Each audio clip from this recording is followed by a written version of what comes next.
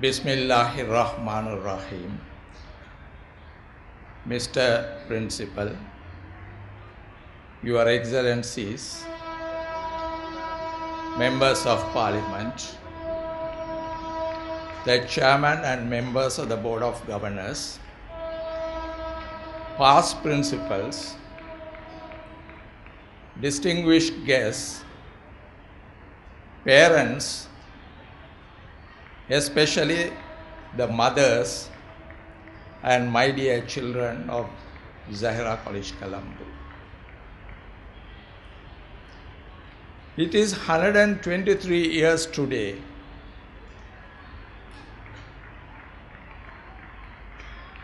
after the establishment of this great institution. It was 123 years ago that the great leaders of that time and a band of benefactors decided and implemented their intention of establishing a great school for the Muslim community in this country. And we are here today. I am especially greatly privileged to stand here after 55 years of leaving this great institution, because I entered the Sloan University in 1960 to deliver this oration. I thank the principal for having made the complimentary references to me, for which I thank Allah Ta'ala and my alma mater, Zahira College, Colombo. Because the motto of the college is Alhamdulillah, and the school song is Give Knowledge and Piety. And because of that knowledge and piety, that almost everyone present here is privileged to be present. My topic today involves three aspects. Why Zahira is historic in a path of success, what is her role in the present context, and her possibility of becoming a university in the future. A very vast topic that all of us will agree will take a couple of hours. But I am assigned only 40 minutes, within which I would like to have a bird's eye view of all these aspects. The founding of Zahira College in 1892 must be looked into the context of the period. What was the educational situation of the Muslims in this country at that time? At the end of the 19th century and beginning of the 20th century. A very few statistics and informations would help us to assess what we were at that time.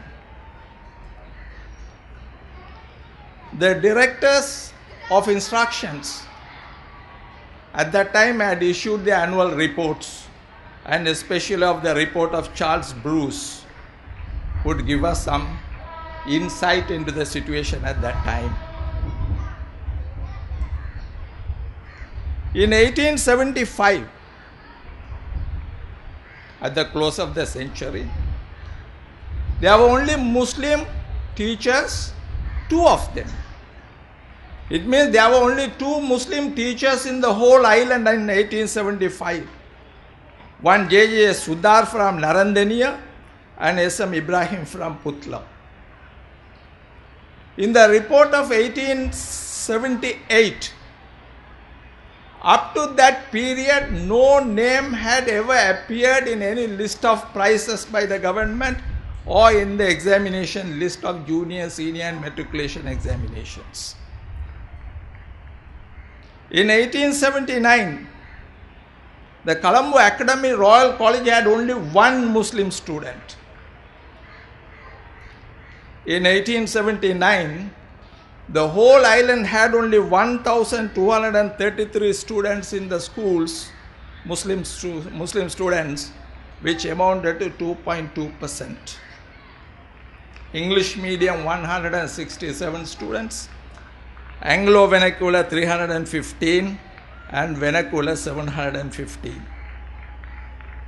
In 1881, the literary rate of the Muslims in Sri Lanka was males 32 and female, the literacy rate was 2%. And the first Muslim boys' school was registered in 1891, the Kandy Mohammedan Boys' School, Maradana Mohammedan Boys' School in 1892, Gambala Mohammedan Boys' School in 1892.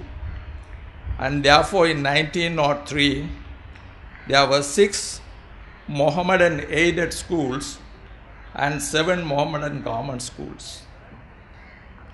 The definition for a Mohammedan school at that time was: instruction is given in Arabic and in the Mohammedan religion in addition to the ordinary subjects of the code. This was a device invented by Sitilebe to one thing differentiate the schools from the general system as Mohammedan schools in order to attract the Muslim children into those schools. So he made the education department at that time to have a category of schools called the Mohammedan schools, where Arabic and Islam would be compulsory subjects. Because this was the period where the Muslim middle class was emerging in this country. Muslim businessmen, Muslim planters, they were all emerging to be the middle class in this country. And education became necessary, particularly English education. Because in 1909, ILM Abdul Aziz in his publication Al-Muslim says, for the survival of the community, it was necessary that a fair number should possess a good knowledge of English, which is indispensable to commercial prosperity, good citizenship, professional knowledge, and government employment. And this was the background in which a few Muslim leaders of the community started thinking of the educational upliftment of the community. And Zahira College was the result. The founder, the main person in the finding the Zahira College, Wapichi Mareka says in 1907, the object of Zahira College is to have a school worthy of the community and to turn out boys able to take their place among those of other communities now trained at colleges in Colombo and elsewhere. We aim at making our boys fill high and responsible position in life.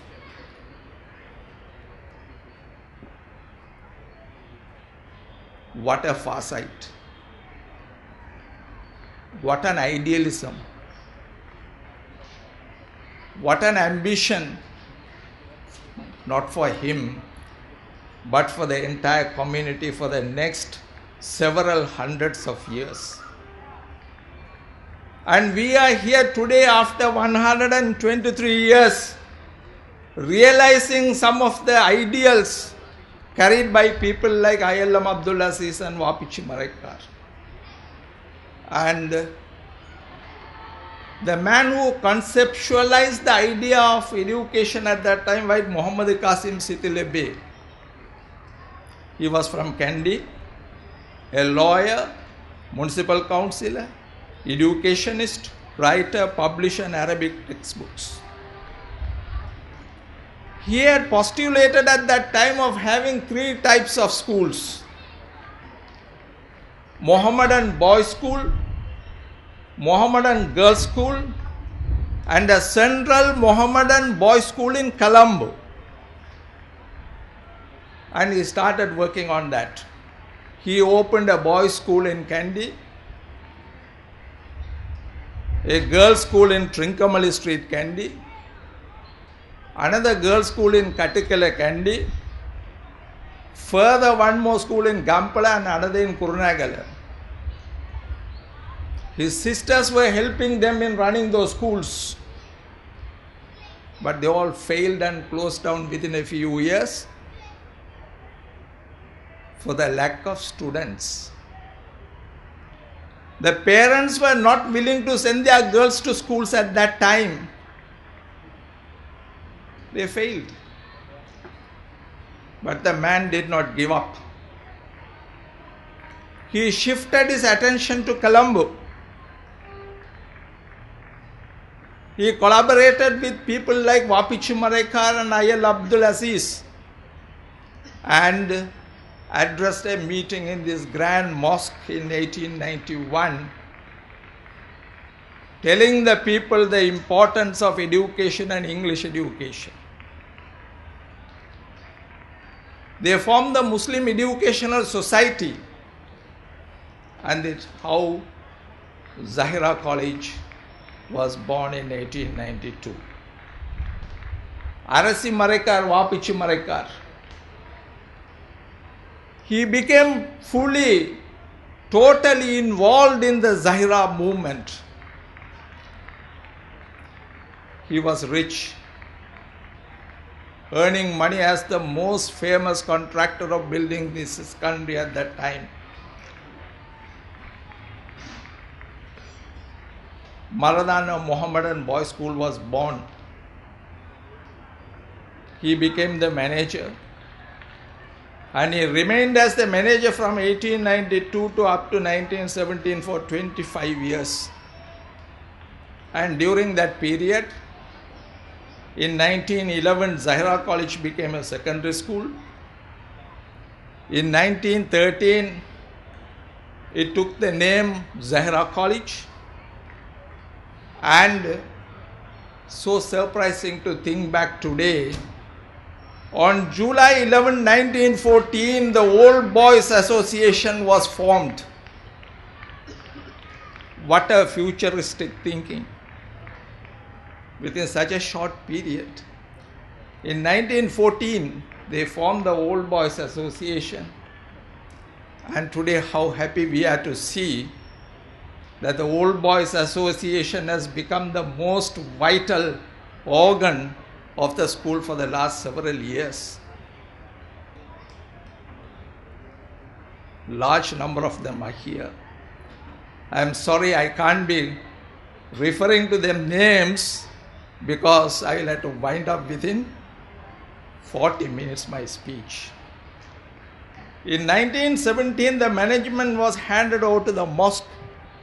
Until 39, NHM Abdul Qadir, one of the another founders, was the manager who gave the fullest support.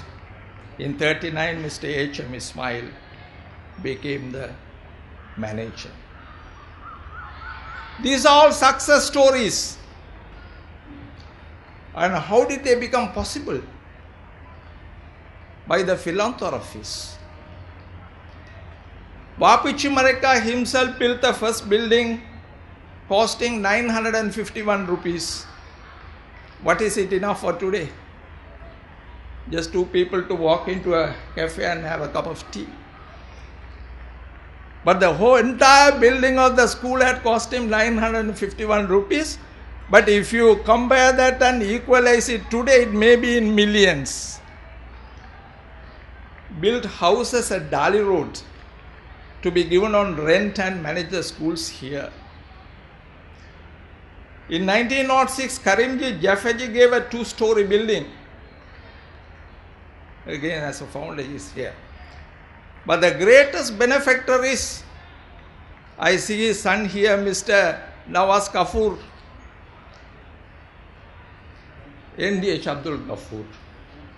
Grandson, I am sorry. His grandson. Thank you, Mr. Azura. You will be very proud today to see what your grandfather had contributed to the school. I will list them. 1922, science block.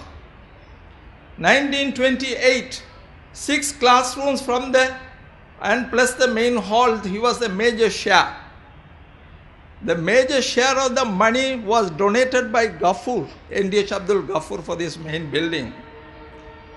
In 1948, he gave 1 lakh of rupees to build a hostel that would cost 2.5 lakhs. 18 acres of land at Maharagama and many more. So these were the people who made the story successful by their contributions, selfless contributions to the school. In 1923, Umbichi built that 12 classroom plus the playground. And in 53, Mutuapa gave it. And now we find that for the last about 5 to 10 years, this tradition of contributions to Zahira College has been revived. Many buildings are coming up, including the swimming pool, Furqan building, what is that called, the library building, all that. And Karimji Jafaji, he was a great benefactor of the school. In fact, it was Karimji Jafaji who brought Maulavi Rafiuddin Ahmad from North India during the first question in Sri Lanka to address the meeting in this Maradana's mosque grounds. And P.B. Umbichi, a man from Kerala. Therefore, we find Zahira College has been built up by Sri Lankan, North Indian, South Indian, and of all important was the Egyptian Orabi Pasha. Orabi Pasha became a symbol because he was Western educated. He was wearing the trouser and the Western dress, and he was having the face cap. And he landed in this country after banishment of leading a revolution in Egypt. Therefore, he became the symbol. I do not have the time to go into detail of all that did. And Ayalam Abdul Aziz, as I mentioned before, became the vocal propagandist of the need for Zahira College, a Muslim educational institution. He was the president of the Movers Association, trustee of the Maradana Mosque, and he continued the work of Siti Lebbe in the field of editing and publications. He who wrote the book, A Criticism of Mr. Ramanathan's Knowledge of the Movers of Ceylon, replying to Mr. Ramanathan on his concept of the origins of Muslims of Sri Lanka. Then NHM Abdul Qadir, younger brother of NDH Abdul Ghaffur. He was the manager of the school for 25 years. And with all this comes the educational advancement of Zahira College with the coming of Dr. T.B. Jaya. I was also given the privilege to address an oration on Dr. T.B. Jaya about 1.5 years ago under the presidency of Mr. Azur, and therefore I do not want to speak much on Jaya, but it was Jaya who consolidated the past development of Zahira College and progressed so that that progress reached its peak during the time of A.M. Aziz. And yesterday I found an interesting information which can be verified. Dr. Jaya had left Zahira College on 22nd August 1948. That means on the day Zahira College was founded several years ago. I do not know whether it was intentional or coincidental. Dr. Jaya had handed over Zahira College or had resigned on 22nd August 1948 after 27 years of service. This we will have to verify. Jaya brought the stabilization, consolidation and the progress. Produced the leaders and reformers, thinkers and philosophers, legislators and national figures, so that Zahira emerged as a symbol of Islamic consciousness and history of Muslim education and culture. He brought vast academic improvement. Sports and athletics expanded, literary associations, the publication of the Crescent in 1922, free night school, and wholesome midday meal for rice and curry for 10 cents he gave during the war years. It was very commendable. And a vast number of dignitaries visited Zahira College during that period and addressed the students and the staff. Maulavi Rafiuddin Ahmad, Maulana Shaukat Ali, Mahatma Gandhi, Rajaji, Sarojini Naidu, Daud Shah, Allama Yusuf Ali, and of all that, Mahatma Gandhi on 22nd November 1927.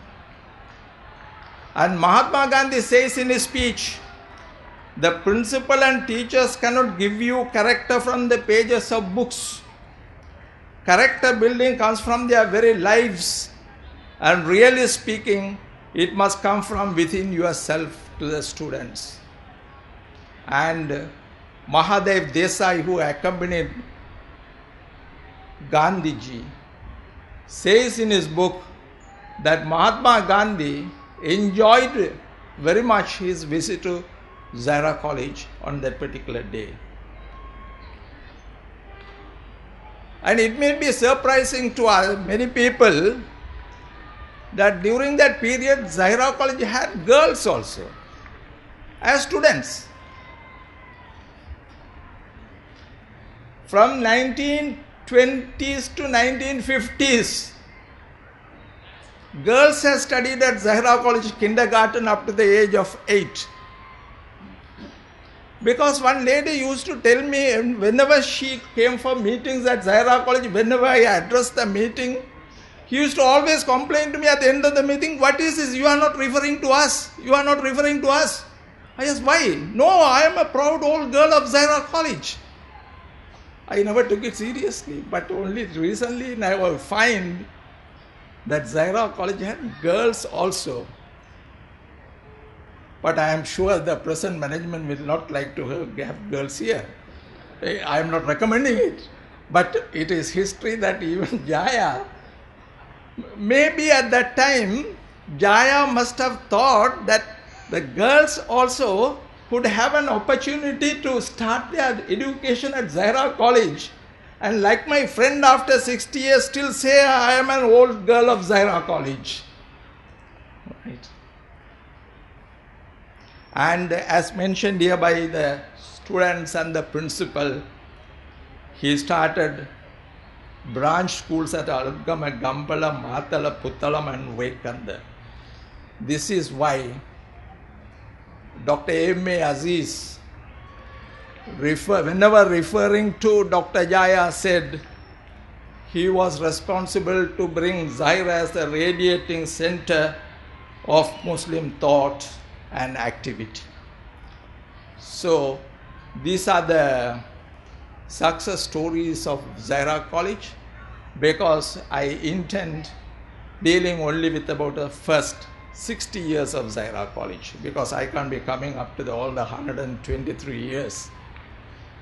Anyway, as a passing remark, I could say it touched its peak during the time of Dr. A.M.A. Aziz, whose son Ali Aziz is here to grace the occasion. The university admissions of that period will elaborate how Zahira College reached its peak. The entire university admission in Sri Lanka at that time per year was around 500 or 600 students. There was only one university, University of Ceylon. Later it had two campuses, one was at Peradeniya, one was in Colombo. The total number entering would be around 500, 600 students. And from 1944 to 1962, a list that was maintained by A.M.A. Aziz and given to me by his son indicates from that period the total number entered the universities were arts 44, science 30, medicine 26, engineering 23, vet science 13, and agriculture 2.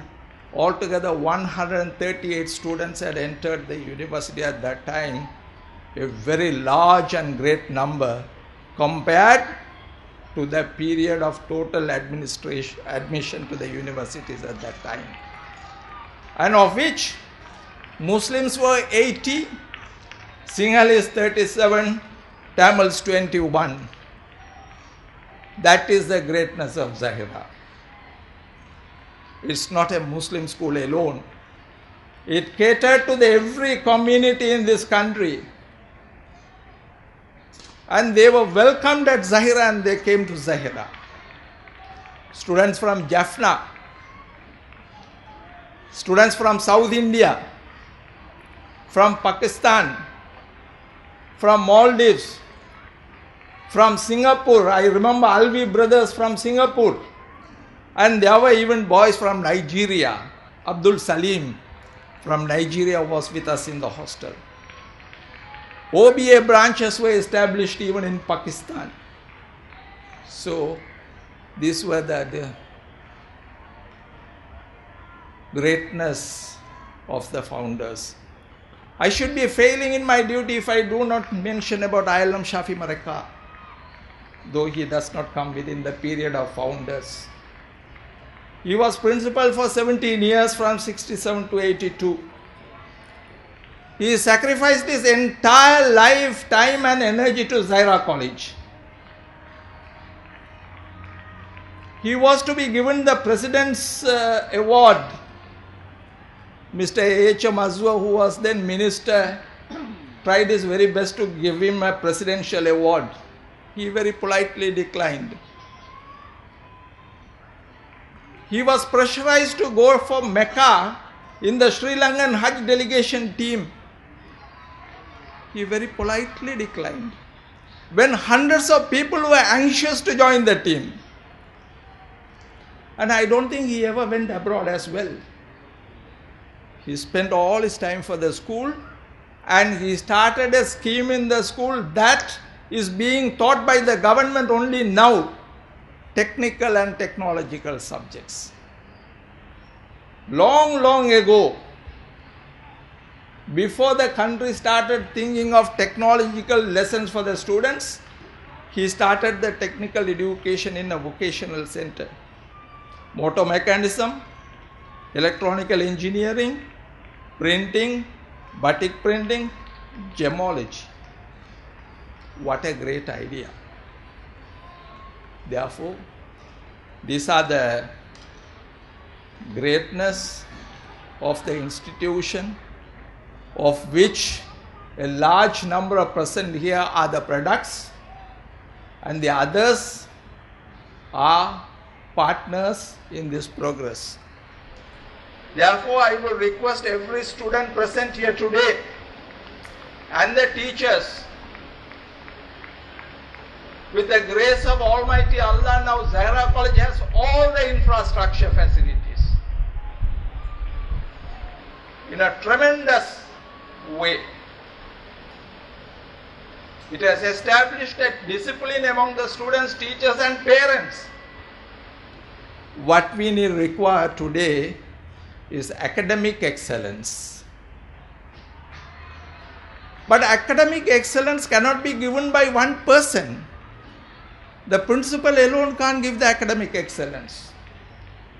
Not the teachers alone, not the students, not the parents. It is a combined effort. Everyone must determine and take a vow that we will make the results of Zahira College O-level, A-level and all the examinations not second to any leading school in this country. It has to be a combined effort. Inshallah, in another few years' time, we should be proud to say, just as the number of students entered the university in Zahira, the same amount of students are going for higher studies from Zahira College. Not only the universities, law colleges, accountants, business professionals, lawyers, and even politicians. We must be proudly say we are 4 ministers from Zahira College. We should be proud to say there are 12 parliamentarians, including non-Muslims in parliament. That era should come, and that era will lead me to make a few comments on whether we can one day become a university. The concept of university has changed a lot. 50 years ago, entering the university was a different matter. It's entirely different today. It was to directly go to a university and get a degree.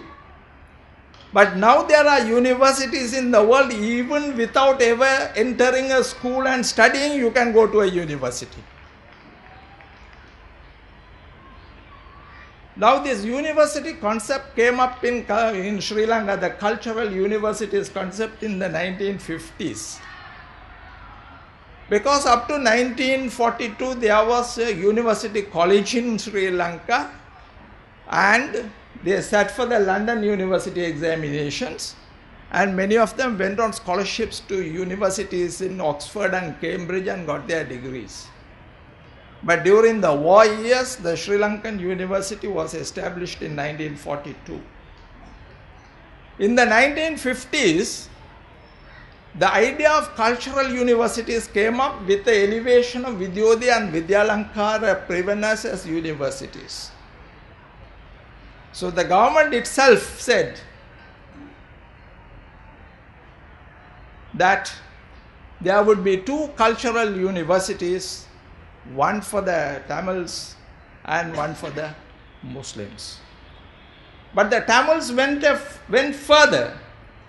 They said we on our own would start a Tamil university and started the movement and even bought hundreds of acres of land in Trincomalee to establish a university.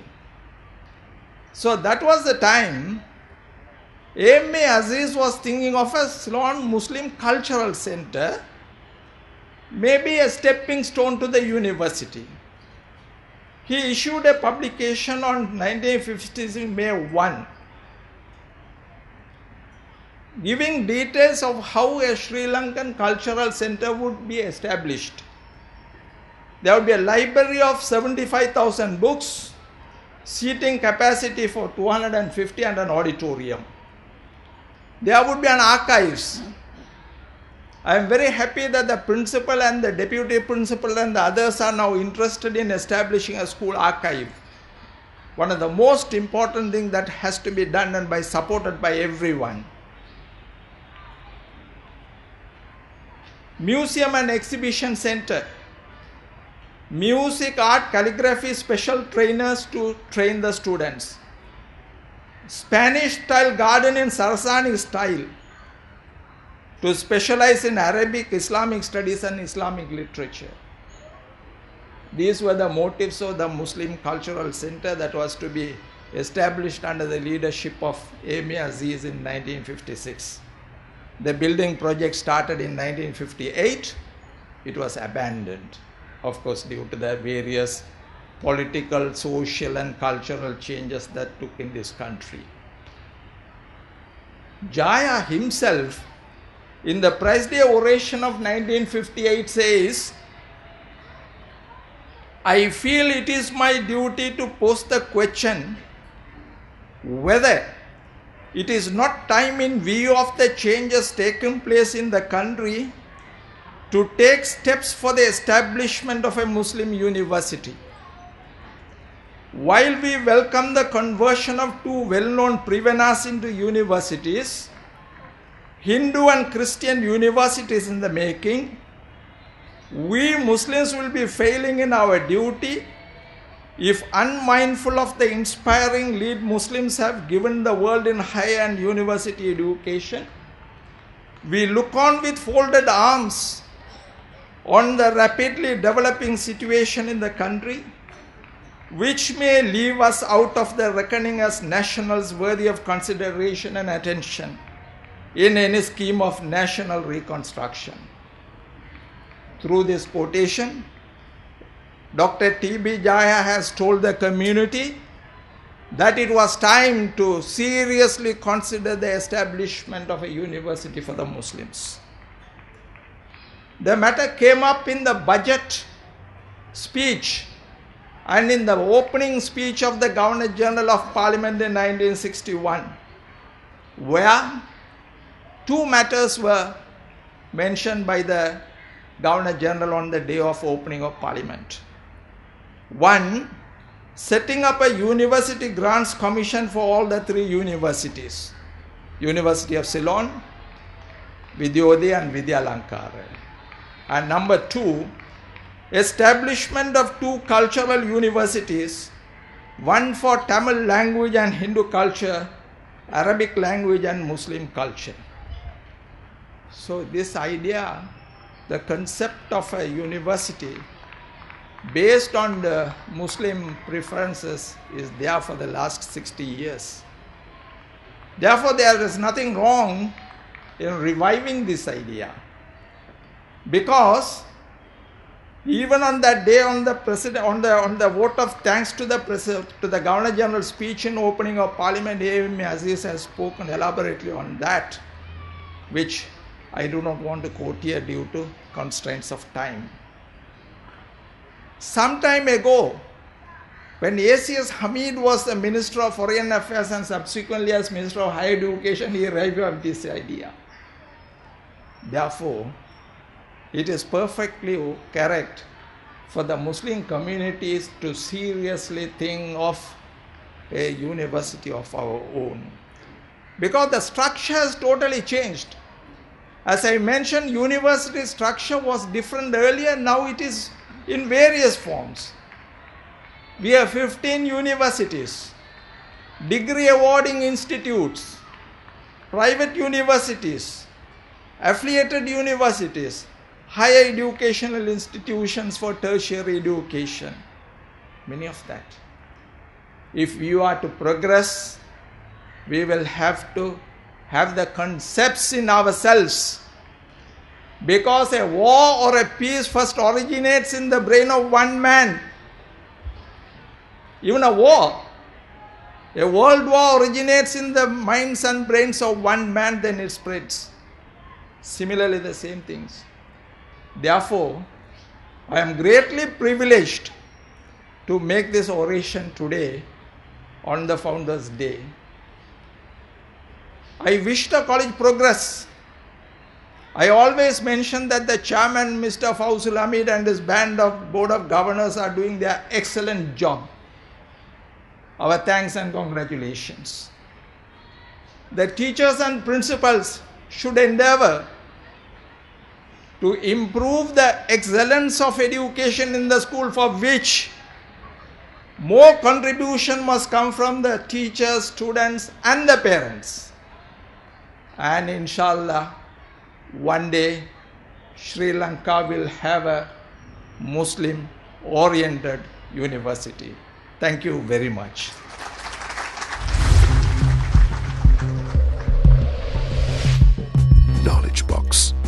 the Value Based Media Network.